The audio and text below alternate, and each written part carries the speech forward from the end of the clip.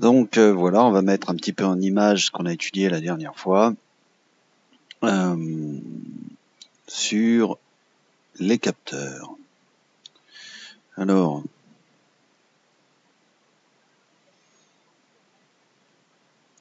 allons-y, allons-y.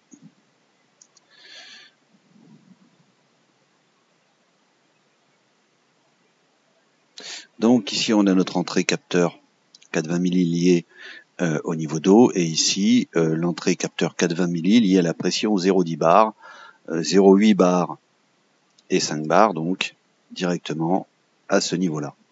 On a ici notre pompe jockey avec les deux sorties qu'on avait étudiées, à savoir ici la sortie active en commande jockey, et ici, juste en dessous, la sortie inactive si défaut capteur.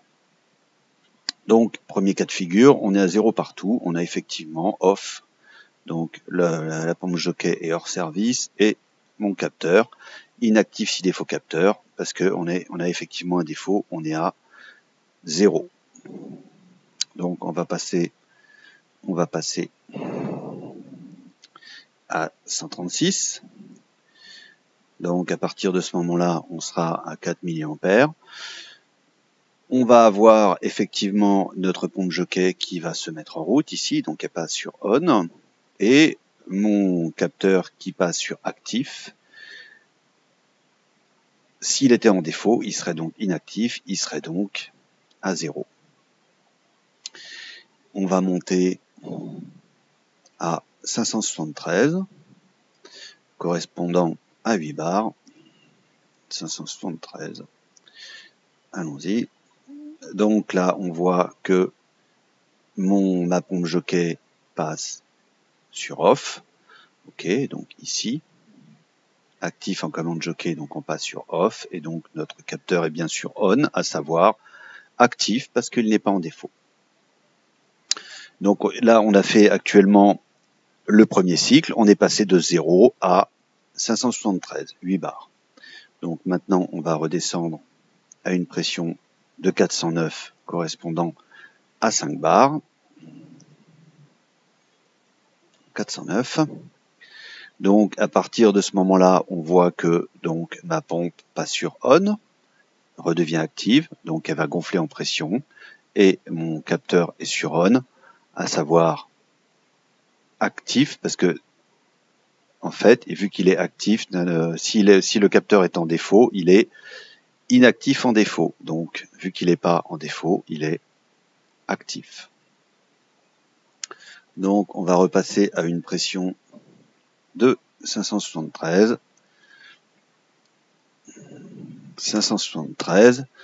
Donc la pression est atteinte, ma pompe jockey passe sur off, et donc le défaut est toujours à l'état 1, parce que s'il y avait un défaut, il serait inactif en défaut capteur. On va maintenant passer à une pression de 136, 135, et donc ma pompe qui était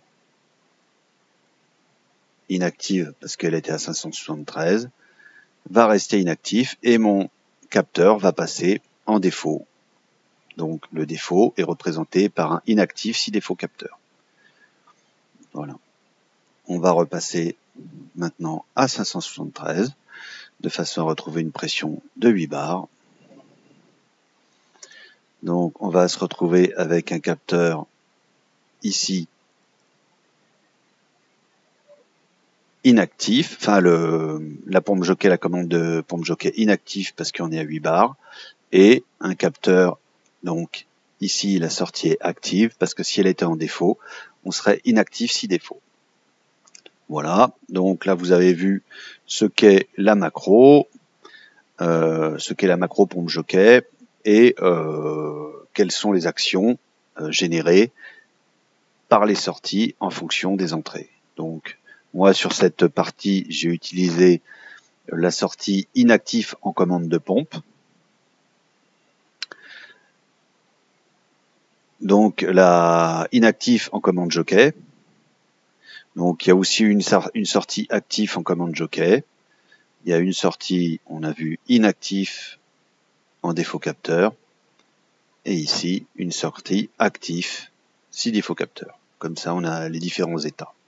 À tous les coups, on a l'état et l'état inversé, tant pour la commande jockey que pour la commande de capteur. Voilà. Prochaine vidéo à venir.